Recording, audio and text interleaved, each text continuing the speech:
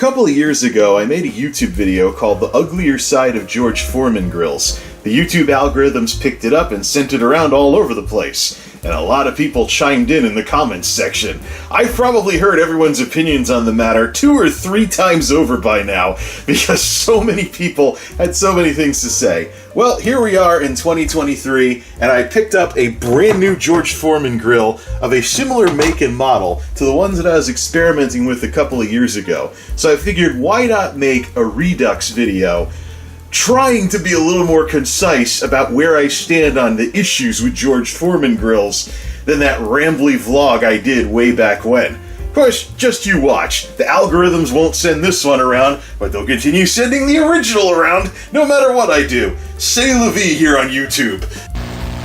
The George Foreman grills, as far as I'm concerned, are a classic kitchen appliance by now. I remember the infomercials for the original lean, mean, fat-reducing grilling machine back in the 90s. And by the time I was going to college at the start of the new millennium, George Foreman grills were the thing to have in the dorms, even though people didn't want you to have them in the dorms. Bring in the one that has, like, room for 1 burger, sneak it into your dorm room, and have hamburgers out of your beer fridge when the cafeteria was closed in the middle of the night and you needed a little something, you know, when you were studying. So needless to say, myself and the old Foreman grills, we go way back. I didn't have one in college, but I certainly knew about them. And when I got out on my own, one of the first things I did was go pick up a Foreman grill for my kitchen. Nothing at all like this one. This is one of the removable plates ones that came out around 2014 or so, and can still be found off in some corner of Amazon somewhere here in 2023 for 30-something, actually, which is great because thanks to some things that have happened since this grill came out, you'll find Foreman grills for like 50-something or so, or 40-something or so without removable plates in today's Walmarts. So the Foreman grill is a very classic kitchen appliance for me, but it is not without its drawbacks. And that's where people got ticked at me last video, was that I actually started talking about this kind of stuff. Well, let's go over everything yet again.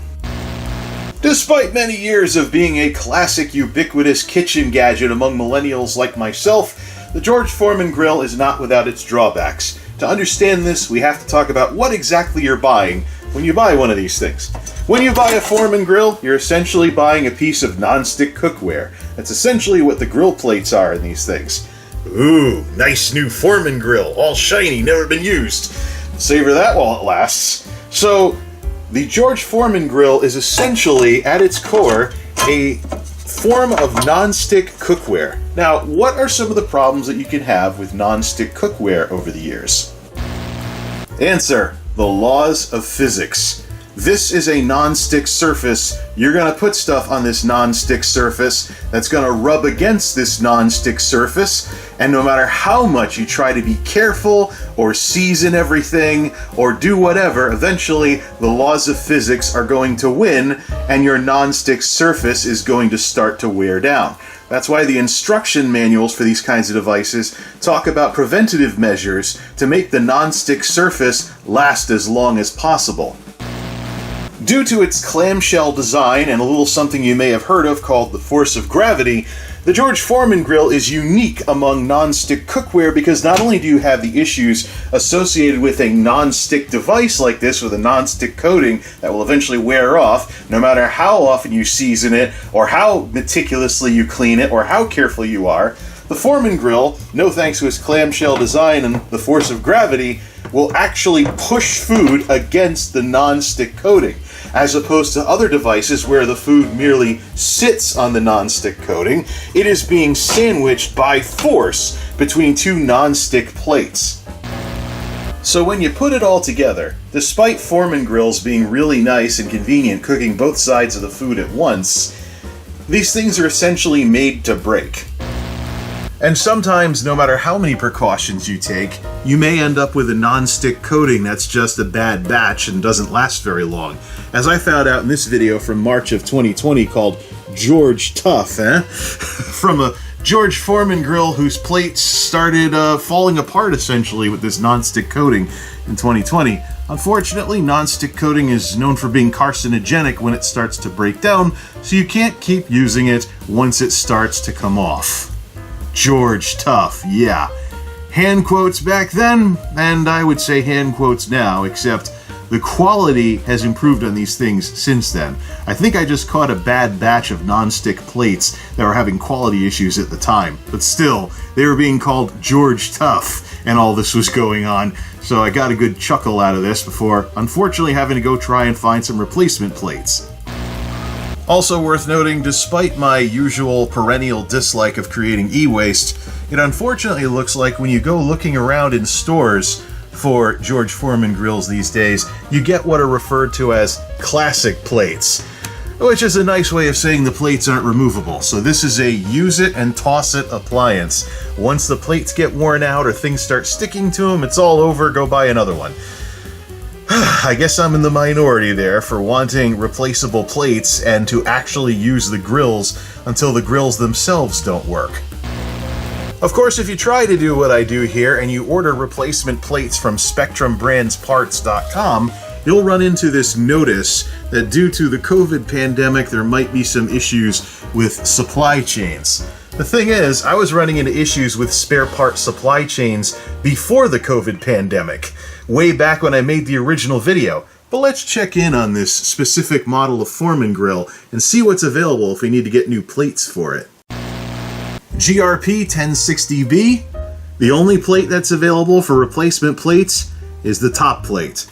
This is what I ran into the last time when I made the original video. You went looking for replacement plates to not throw out a perfectly good grill just because the non-stick coating wore off and only one of them was ever in stock. There have been times when both plates were in stock though, but guess how much they cost? 30 something. Roughly the same cost as a new grill. Here's the Amazon listing for the Foreman grill that I picked up with the removable plates. $31.99 new. Get yourself some Amazon Prime and you can very easily have another one of these if your plates wear out. Probably faster than ordering the plates through the supplier directly. Man, I hope these things get properly recycled if I bring one of these things to be recycled at a recycling drop-off spot for old appliances. And then there's the neutral browser results that I get if I open a neutral browser with no saved browsing data or purchasing data and search for George Foreman Grills pretending to be a newbie on the internet and seeing what Amazon is trying to push my way. The sponsored link is for a classic plate grill, and then it's classic plate, finally down here we get to the one that has removable plates, where you might have a chance at replacement plates, if it's even worth it in the first place, and stuff along those lines. So, right, the system's trying to push non-removable plate grills these days. So who knows how long these things will stick around. The SKU itself has been out since 2014, and whether there will ever be a reliable supply chain for replacement parts for these things ever again.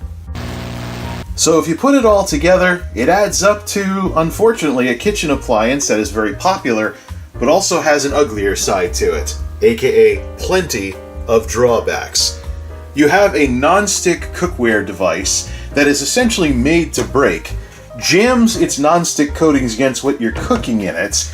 The coating eventually wears down, no matter how much you try to prevent that, and then, despite being a removable plate grill, you go to see what you can do about it, and you have the systems trying to get you to buy non-removable classic plate grills, or there's a flaky supply chain, if one at all, for replacement plates for this replacement plate grill.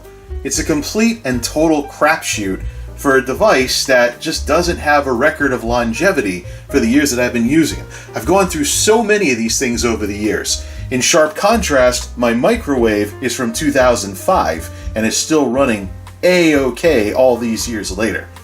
But hey, nothing beats a Foreman grill for nice quick burgers, and then you just pour the fat into a red cup like this or so. Why do you think I had a random cup on here? I've been doing that for years as well. I call them fat cups. I probably use little red cups for George Foreman grill fat more than, drinks. But that's another story for another day. Hope this enlightens folks as to why I have the criticisms I have towards George Foreman grills. I like these things, but I think they could be a heck of a lot better. And I think the world is waiting for an invention that has all the pros of a Foreman grill, but none of the cons. Till next time, this is MultimediaJay signing off. Thanks for stopping by.